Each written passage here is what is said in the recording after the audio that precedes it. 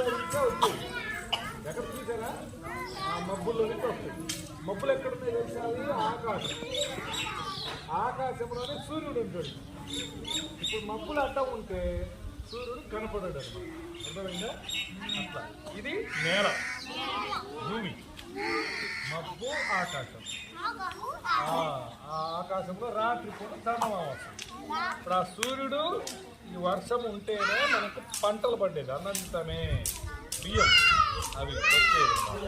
ఇప్పుడు ఈ చెట్లు, ఈ పిచ్చి మొక్కలు, ఈ కానుగ చెట్టు, ఇది వేప చెట్టు, ఇవి గడ్డి మొక్కలు, గడ్డి మొక్కలు. ఇలాగ అంత దూరం ఉండవేంటి? లాగా వేర్లు దిగ్గో అది ఇది. ఇగో చూడు, ఇది చూడండి, ఇది వేర్లు. ఈ వేర్లు అంటారు వీటిని.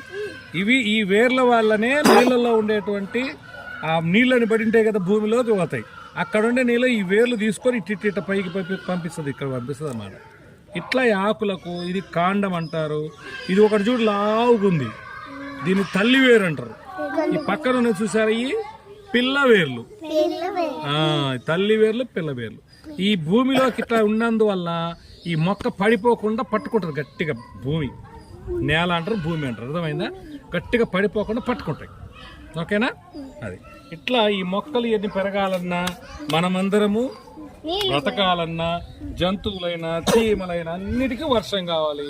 ఆ వర్షం పైనుంచి వస్తుంది, ఆ మబ్బుల్లో నుంచి కురుస్తుంది. అర్థమైందా? అది